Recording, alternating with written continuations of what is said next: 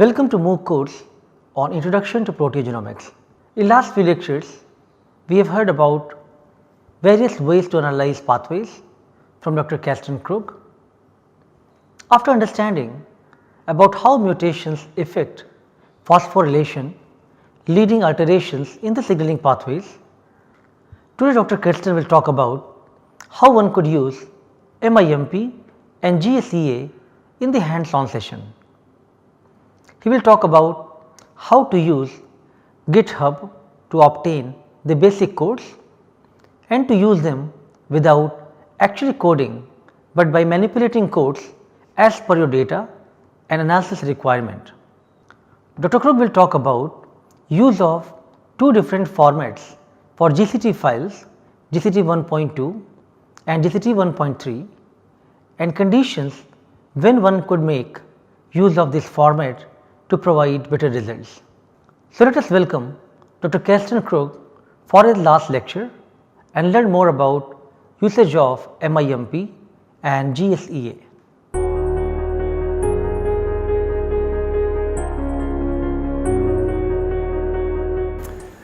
So there will be two parts. The first part that we will try to use to predict mutation events affecting kinase substrate binding. So this relates to the first part of my talk, and here we will try something very experimental. We will try to use R.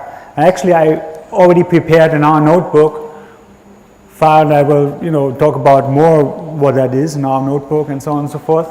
But you will find this kind of file here, hands-on mimp.rmd, which stands from R Markdown, in the zip file that you hopefully all downloaded. You have to open RStudio, and then you just load file. Go to File, Open File, and then you open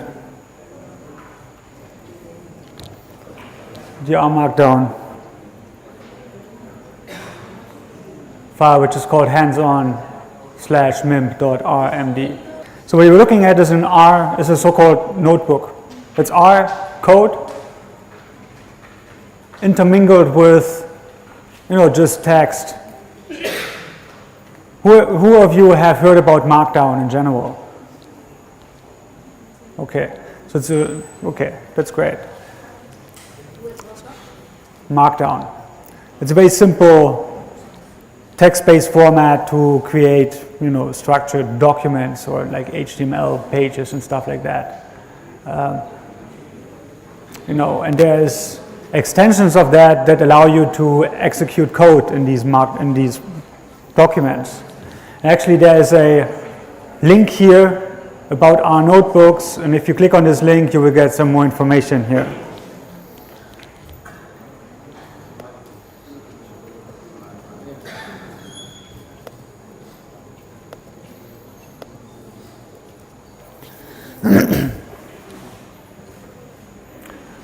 That's a very convenient way to analyze, to document your analysis results and your code, and also to share it with your collaborators. Maybe I'll quickly show you the result of this whole analysis. At the end of the day, you will have an HTML document which looks like that, which you just open in your browser, and there you will have some documentation about the different steps. So this is text that you entered, so you can describe what is the goal of my analysis, what is the data input and output. But you will also have all kind of R code that has been executed in order to get to that analysis results. This you can easily share with your collaborators, and you can just rerun everything in order to get to these results. So, but right now we just focus on that one. So, as you scroll down a bit, you see, this block here starts with R. So this is actually R code here in this kind of block, and you can execute this code by just clicking on this little triangle here. Please try to do that. So this might take, depending on a Wi-Fi connection, this might take some time because the first part actually sets up the entire analysis, so it downloads a couple of packages again and so on and so forth. So if you could please try to click on this little triangle here. That's the first, or it's in line 25. That's probably easier. So in line 25, if you click on the triangle. I just want to very briefly touch base on what I have planned for the second part, which is probably not going to happen because the website is down. But so there we wanted to use somatic mutation calls for one particular TCGA sample, and we wanted to try to show you how you would operate this tool. So here's the link. You can click here on search mutations, then you can upload your VCF file. So the VCF file we've learned about. Can you please explain how to make a VCF file on that? I mean, the VCF file it's called organic calling format, right? And depending on your pipeline that you use to call your variants, you will get a VCF file. It's a pretty standard data format for variant calls. So it's not about that you have to create a VCF file, it's more about you should have gotten it from somewhere. If you ship your samples to a sequencing center, they do the sequencing, you usually get a bank file back, so a line past cues to the genome, which is back. Then typically you would have some pipeline running in your lab, or maybe you're collaborating with someone who has genomics pipelines in place. They would take these band files and perform mutation calling. The result of that are VCF files, for example. I mean, it's not a very complicated format, right? Try to do here. So once we install all of the packages, we need to specify input data, right? And here I've chosen a mutation file and a phosphocyte file and the corresponding database file for one of the TCGA pages again. In order to make it more convenient for you, I put everything on GitHub. So it's automatically fetching the data from GitHub, so you don't have to go anywhere and download it. So it will happen automatically, and here you actually have the link to GitHub. So you can also just, copy this link. And if you go there, you see these three files. The one is called mutation.txt, the other is psites.txt, and the other is a FOSS-A file. And again, it's very simple format. So can everybody read that or not? So this is very specific to the software that we are using here, right? So this is now MIP. And the mutation file is divided into two columns. The first column is the gene name, and the second column is the amino acid substitution that this mutation causes. Easy as that. So this link will be there also after the workshop, so you can always come back here.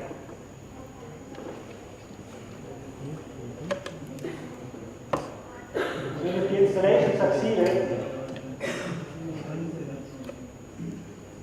please just scroll on top of the page, and then we will try to render this markdown document into an HTML report.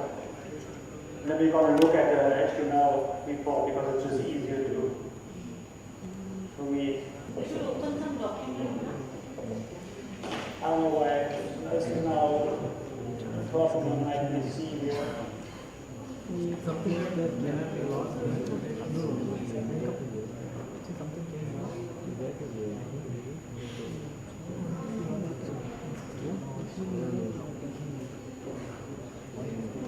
Again, so I'm into HTML.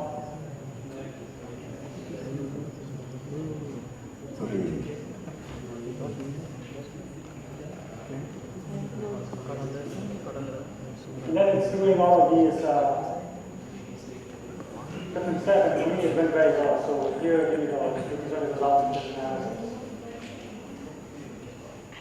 So actually, before we go, so these are the results calculated by MIP. However, we first want to go and look at the HTML document. And if successful, this HTML document should be in the same folder. So you go to part 1, where you found your markdown file, and in the same folder there should be now an HTML file. Could double check that. And here you have the entire report as HTML, which includes, some description about the project, and also documents all different steps that we've done here. So first we installed all of the packages. You also see the output that was generated by the different code chunks here. Here you now have the direct link to GitHub. If you just click on that, you end up on my GitHub page. And so on and so forth. So meaning we specify the input data. What the script then does, it downloads the input files. Right? And then what the script does, it imports all of these files and just shows the first couple of entries. You all have that in your HTML file here. So this is the R code that creates that table. Does that make sense?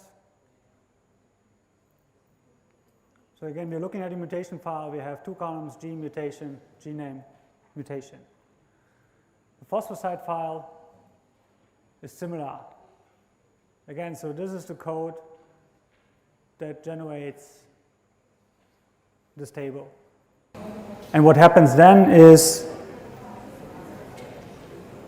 it will open up this result page. So this is what just happened when I ran MIM.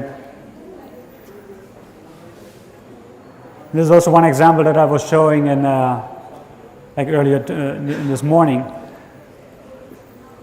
So this result page, here we see there's 3 mutations that affect in total like 22 possible phosphorylation events.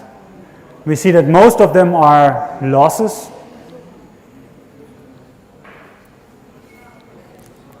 So meaning a motif got lost. So the phosphosite is most likely not phosphorylated anymore by the kinase it used to be. But we also observed 2 gains. So meaning now we suddenly see like an increase of, or a predicted increase of that phosphosite to be occupied. So I just go to the last page. So these are the 2 events where we predicted a gain.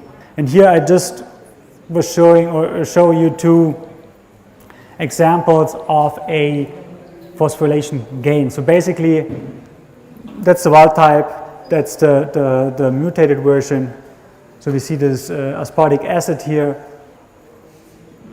which is now being recognized by like a novel kinase, right? So this motif fits to that particular kinase. So we predict or we assume that this phosphosite is more likely to be phosphorylated now. So that's the type of data, right, that we get out of here.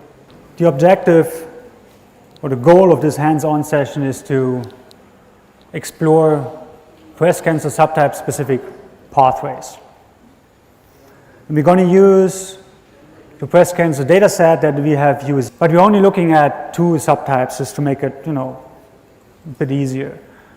We're just going to look at basal and luminant A, and the tables that I already created only contain these 2 subtypes, right? So we're going to do, so this first exercise is optional, so this would involve Morpheus, and I'm not sure how well this works here again. So we can skip that. I can just demonstrate how we use Morpheus, or how you could use Morpheus to create or to convert your protein-centric tables or your phosphosite-centric tables into gene-centric tables. So this is always what you have to do if you want to do pathway analysis. So again, this is optional, so you have already the correct tables to move on. And then we will do 2 different ways of pathway or of GSEA analysis. One is like the classical, so to say, GSEA using this Java application that everybody was able to download, or most of you.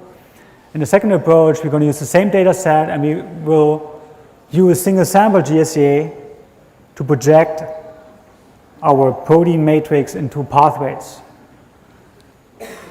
And then I actually plan to use Morpheus again to perform some cluster analysis and marker selection on the pathways. So again, I cannot guarantee that this is going to work due to internet connectivity, but we will at least try to do that. And again, so I tried to make the slides as comprehensive as possible, so you should be able in theory, to just go home, you have all of the data, you go through the slides and you can repeat these exercises on your own. Just a quick recap. So that's the data set. We've heard about this data set a couple of times already, and now we only want to look at basal versus luminal A.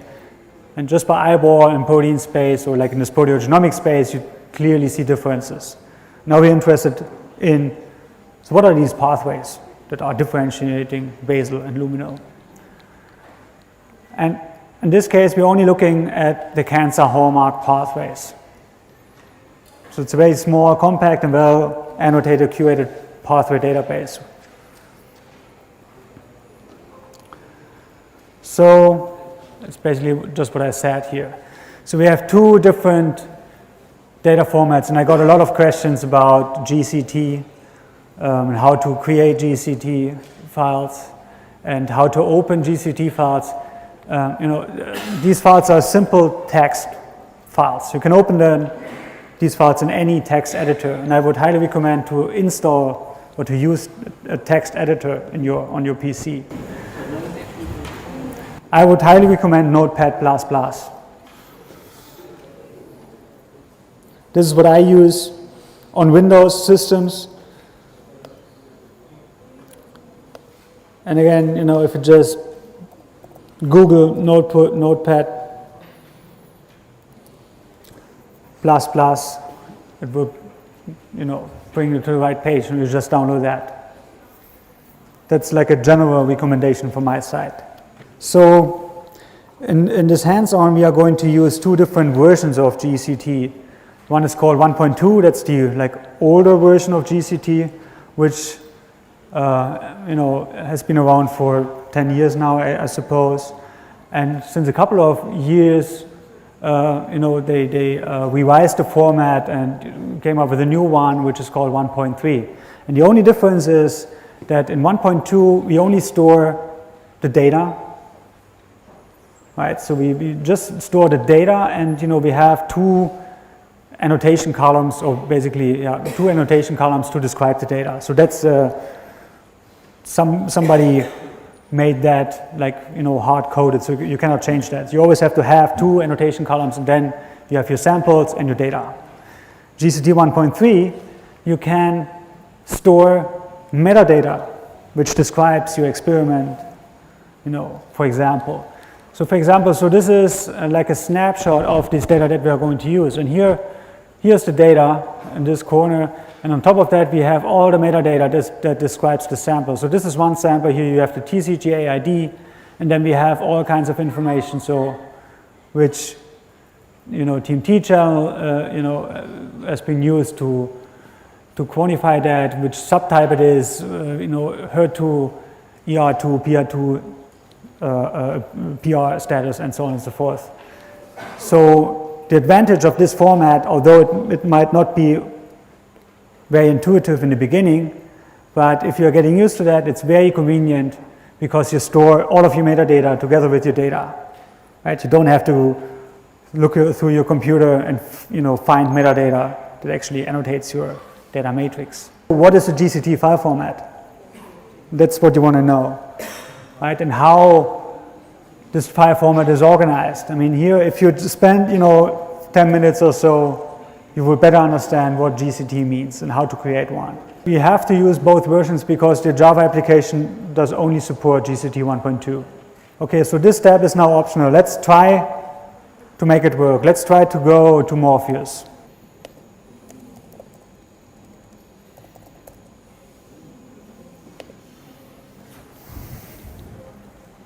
And here you have different ways to import your data.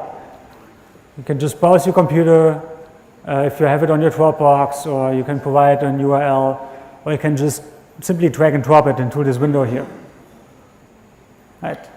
So now what we're going to do, we go to, so that's the zip file. I'm going to quickly extract that here. So that's the one that you downloaded. So now if I now go into this file, you see two folders, GSEA and single sample GSEA. We are going to focus on the GSEA one. Right? Everybody with me? And here you have two GCT files. So one, proteome basal luminant A 1.2, and the other one says proteome genes. So this is gene-centric, this is protein-centric. So in case we are not able to use Morpheus, we already have the gene-centric matrix. That's what this is what I want to say here. But right now we try to, just as an exercise, I just want to show you how you would do that. And for that you just drag and drop this file, the one without genes, into Morpheus. So drag and drop means you do this.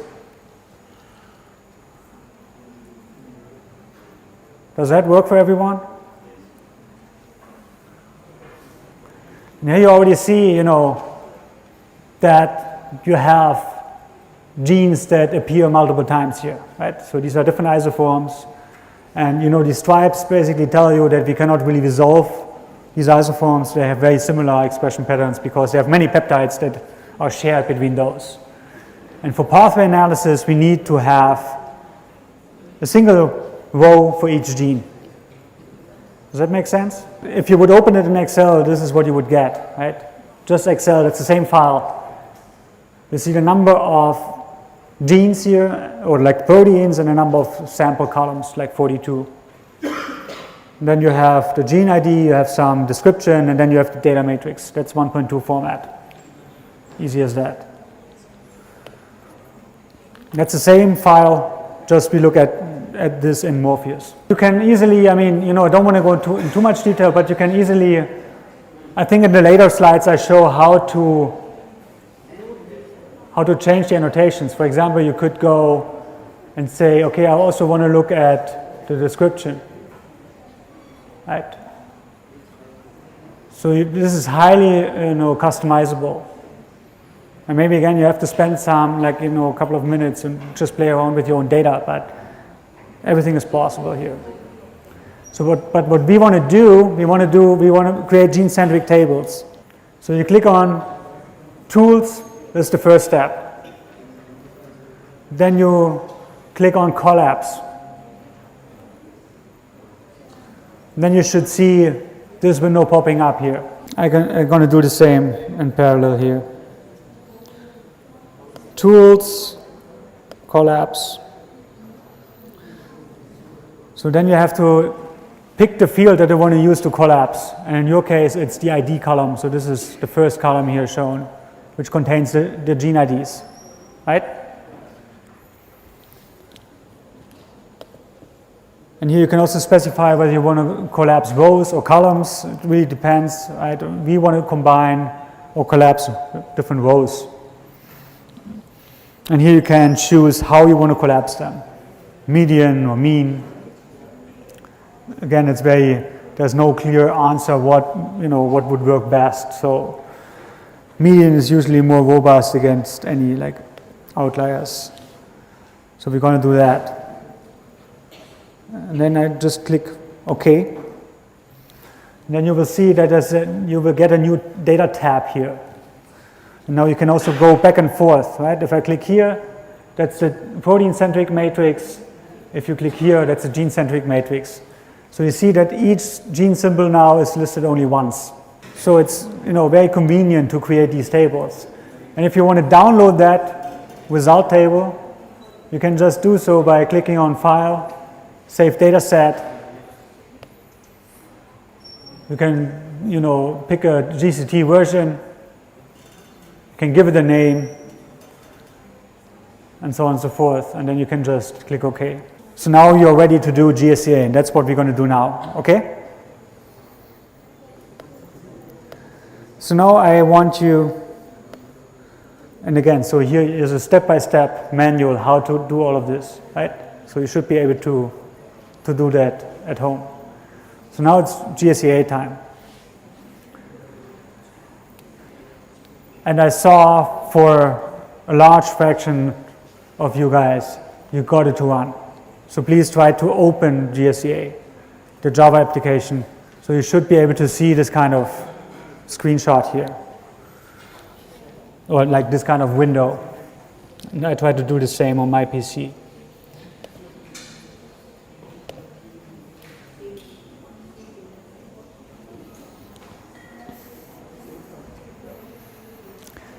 So if this JNLP file is not automatically associated with Java, like here on my PC, you can just right click on it. Then you should be able to see Java Web Start Launcher. So then you should be able to open the app. And once this is finished, we should be able to see the GSEA window. So now it asks me whether I want to run this application. And I just say yes, run.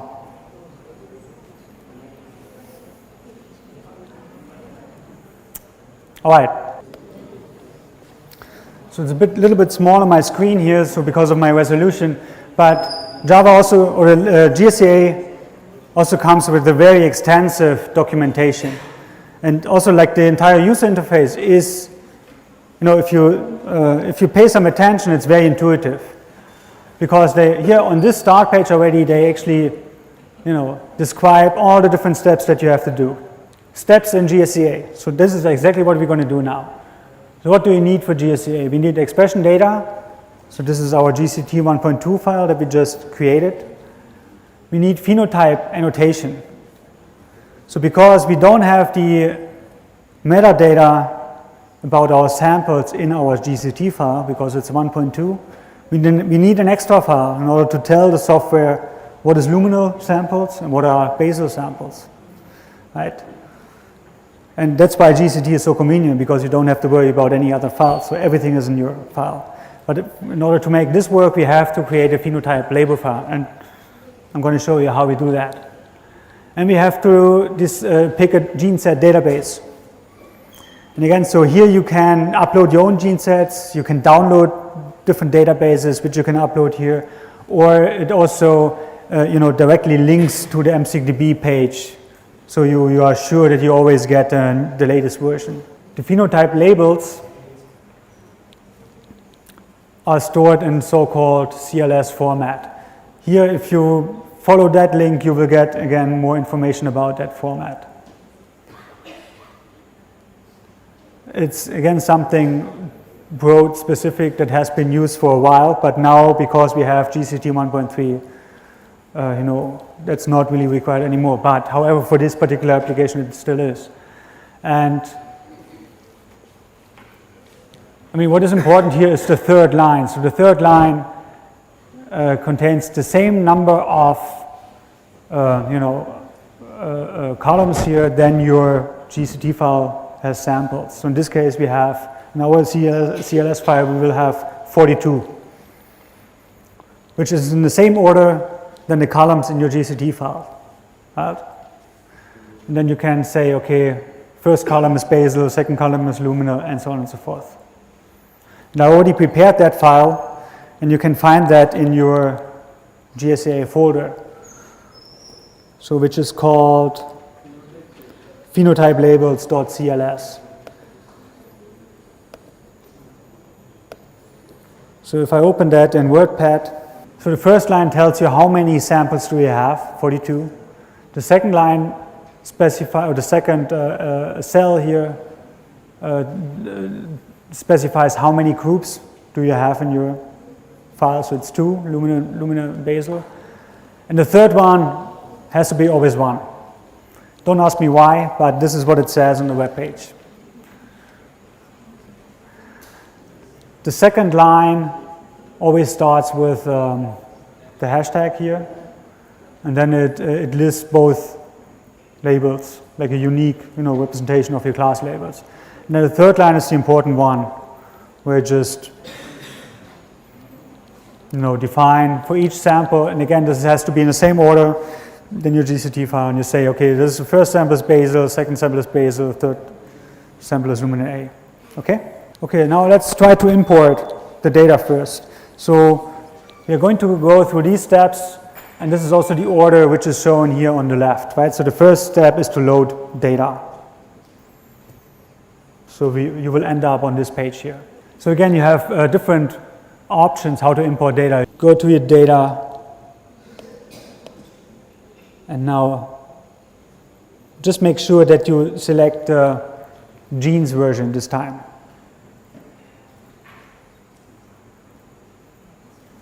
So that's the gene-centric version. And I just drag and drop it here.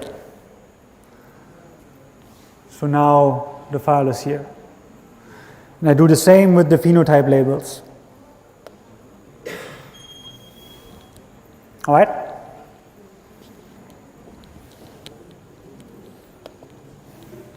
So we have both files here. And in order to actually load these files, you have to press this button here, load these files. So there will be this pop-up window which tells you, okay, I uploaded 2 files. These are the names of the files. And files loaded successfully, 2 out of 2, which is promising, and there were no errors. So now I'm just going to hide this window. I just click OK. That's it. And then again, if you go back to my PowerPoint presentation, you will see all these steps that we just have done here. Okay, now we are going to the next page, which is called Run GSEA. So here we are going to define parameters that we're going to use during our pathway analysis. So please click on Run GSEA. I'm going to do the same on my PC here. Run GSEA. So here on the first set of parameters, so these are required fields, so you have to define those. So which is, this is an expression data set, the gene set database, number of permutations. So why do we need to do permutations? Say it again. Out of 1,000 possibilities, it will select best. Almost. So we are doing permutations. I mean, if we would just calculate it once, we would get an enrichment score, which wouldn't tell us much because we don't know, what does this score tell me. So we're doing permutations. We are permuting the class labels, our samples, repeating this entire analysis 1,000 times in this case. So we will get a distribution of enrichment scores. And then we can go back and actually calculate the probability that our actual enrichment score that we got is in the tail of the distribution or not, which tells us, okay, this one is significant or it's not. We can use that to calculate p-values, right? So that's the main purpose. So we are generating a background distribution, of false positives enrichment scores because we randomly shuffle these class labels, so it shouldn't make any sense, right? We get a negative distribution. Then we look where in this distribution does our actual enrichment score fall into. Okay, these are the number of permutations, and then we have to specify the phenotype labels. So how about we just do it? We just start at the top here. And if you click on that, there will be only one data set loaded, right? So we specify that one. Gene set database. So this might take a second or two because now it's connecting to the broad servers. Okay, here we go. So now I'm going to click on here. So it says gene matrix local GMT. Okay?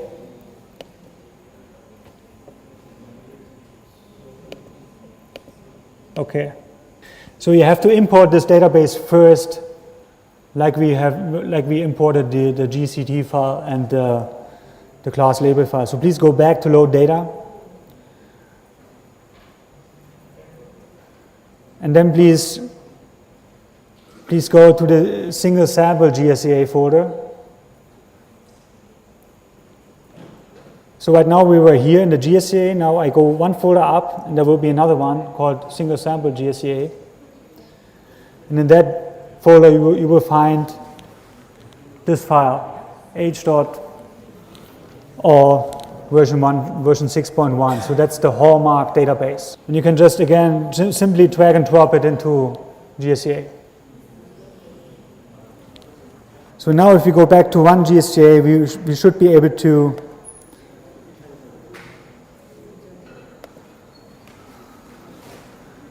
see that database once we get the error message again. Okay, now I'm able to see this file here, right? Okay, so number of permutations we just discussed, so now we load the phenotype labels. So here you can select, in the first panel here you can select the source file, so there's only one, right?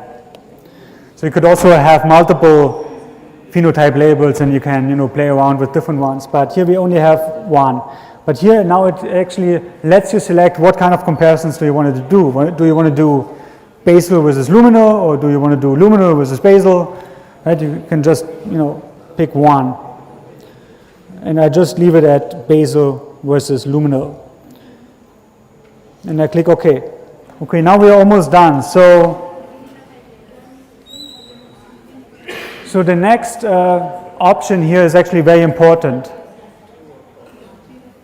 So collapse data set to gene symbols. So that's what we have done already in Morpheus. So just keep in mind that this software has been developed in 2005. I mean, not this particular software itself, but like the principle of gene set enrichment analysis. So there was no proteomics and no RNA-seq. There was no RNA-seq and no proteomics to the extent that we know now. So this has been developed for microarrays, right? And the software comes with the option to collapse microarray probes to genes. So this is what this option is for. So we are not able to use that here. So that's why we have to deselect that. We just say false. Use data set as is. So that's what we want to do. So permutation type, you can either select whether you want to do permutations on your phenotypes, meaning on your sample columns, or you can do the permutations in your gene sets. So why would you have to choose or change this option? So can you think of a scenario where you cannot do your permutations on your phenotype labels, on your sample columns? What would that be? So one is based on the phenotype and the other is based on a gene set. So in option 1 we would permute the sample columns and the phenotype labels. In option 2 we would permute the gene sets. We would randomly generate gene sets, nonsense gene sets, to create our background distribution. Actually, lots of samples, about 500 and 500 that you use phenotype. Exactly. If you have a sufficient number of samples, and I would already consider 40 or so as sufficient, you can do the permutations across your samples. If you just have 2 biological replicates, you cannot do permutations on 2 replicates, right? So then you would choose gene set. But in this case, we have like 40 samples in total. It's totally fine to do our permutations there. Okay, so now we actually filled out all required fields. So now we can expand the basic fields, and we're just going to do some small adaptations here. So first of all, we can just give it an analysis name. Hands-on IIT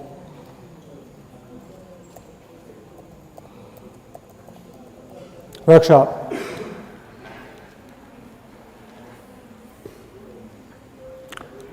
What is probably the most important option here?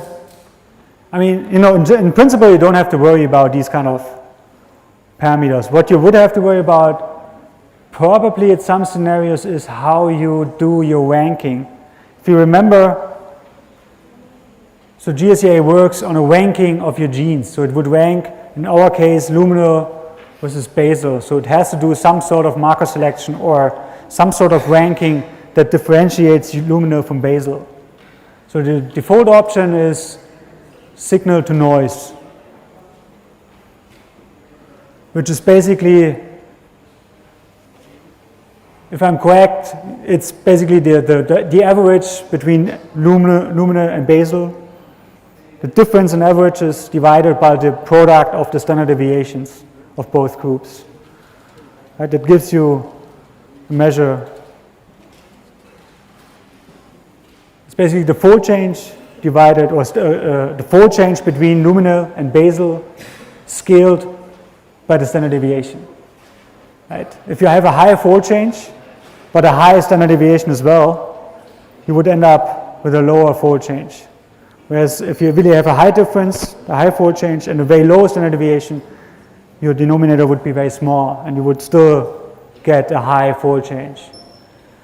You could also do, I think this requires at least, they say on a web page, you should have at least 3 or so samples in each phenotype if you want to do that. You could also do, for example, t-test. That's probably the second that I would recommend. Or other metrics like, Euclidean distance between luminal and basal, or correlation and things like that, right? There's different metrics how to rank your genes. In general, I would recommend to just leave it as signal to noise as long as you have sufficient number of samples. So we're going to leave that here. And so this might be interesting for you because that's the folder where you can find the results afterwards. So this is where GSEA stores its results. And you can also change that folder, but this is like per default, you will find the results here. And these other filters here, you can exclude gene sets that have fewer than 15 members and more than 500 samples. I mean, these are pretty good default parameters, so you don't have to worry about them too much. Okay, I think this should be everything that we need to actually perform the GSEA analysis. And in order to run that, you just have to click this little run button here. Okay, now it shows success too for me. So let's take a look at the results.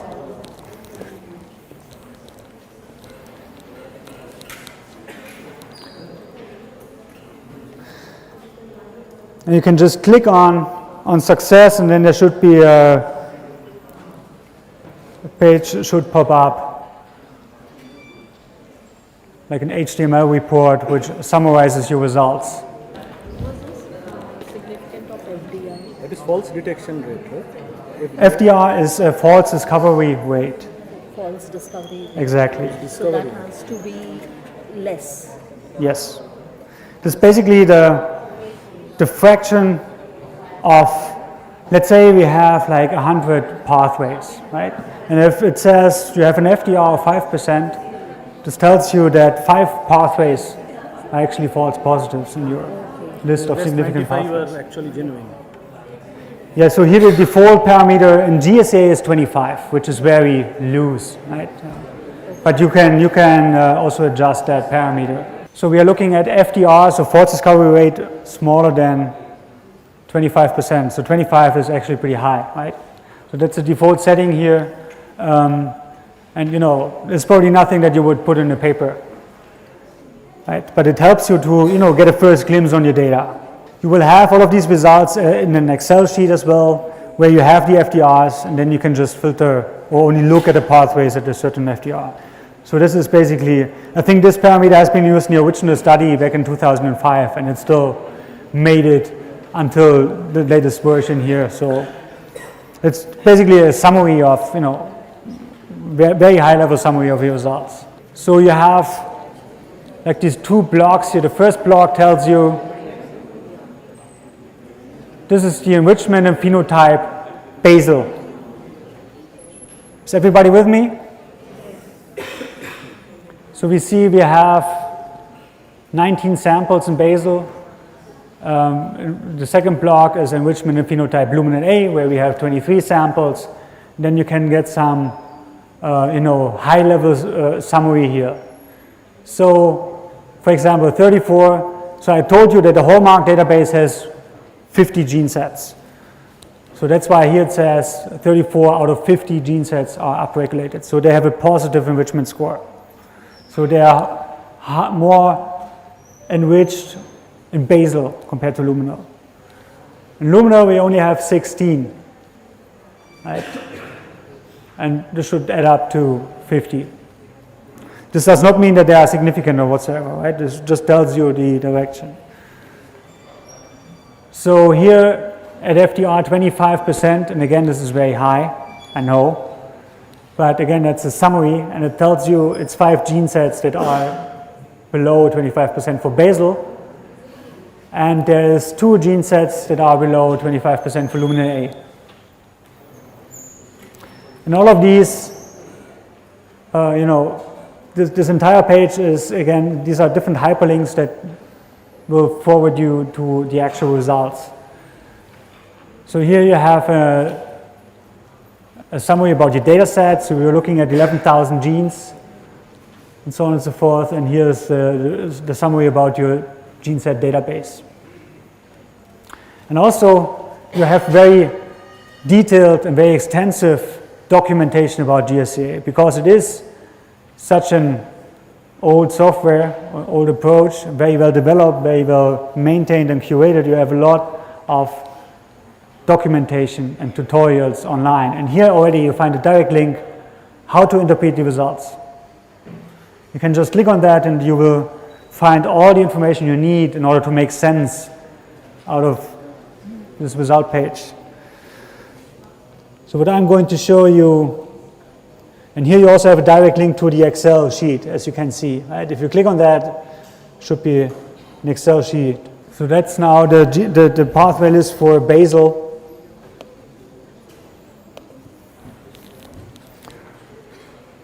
Right, and here you also have the FDR value, where you can just focus on the first 2 which are below 5% and then you're below 10%, right? Okay, let's look at an example here.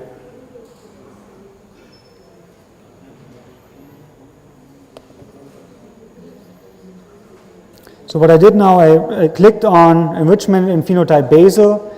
I clicked on detailed enrichment results in HTML format. So this is kind of a similar table that you got in Excel format, but now it's in HTML and you have these different hyperlinks here. So the most significant or most differential pathway is apparently G2M checkpoint, so some cell cycle. So now for each of these gene sets or pathways, you can click on GS details. And you will actually get these enrichment plots. Right? So here we're looking at the G2M checkpoint signature. We have the p-value and the FDR value, which is associated with this pathway. And we also have this enrichment plot here. Right? So on the x-axis, we have the genes, which are ranked ordered according to their differential expression between basal, which is shown on the left, and luminal A, which is shown on the right. So these are all the genes here in this area, all the genes that are more abundant in basal. Here are the genes that are more abundant in luminal A. And all of these vertical bars in this case are members of that particular pathway. And again, just by eyeballing, you see, this cluster of members here, right, which basically do cluster among genes that are very, very abundant in basal subtype. Right? And if you calculate the enrichment score, so if you now look as another example for luminal A. We can also look at a snapshot of enrichment in the results. This should be like a summary about all of the pathways. So what are so this is the most significant ones, this is the second most significant one, and we see both of them are estrogen related. Estrogen response early, estrogen response late. Does that make sense? So we are comparing luminal A versus basal. Now we are looking at luminal specific pathways, and many of these luminal tumors are ER positive. Right? And this is actually the hallmark cancer pathway that we are seeing here in this set. So what is shown here is the signal to noise that we've calculated. It also says that here. And here, according to that, this is the ranking of my genes in my entire data set. So we had like 11,207 genes in this data set, and this is the ranking according to the signal to noise statistic comparing basal and luminal A subtypes. So again, what these genes here are more abundant in basal subtype. These genes on that side here of the ranking are more abundant in luminal A subtype. Right? And again, so here we see a clear enrichment. So these vertical bars again are members of this particular gene set. Right? The estrogen response early, and we see a clear cluster of these members here in genes that are more abundant in luminal A subtype. So I think the most difficult part is to get the data into the right format, and I gave you some hints to use Morpheus and so on and so forth.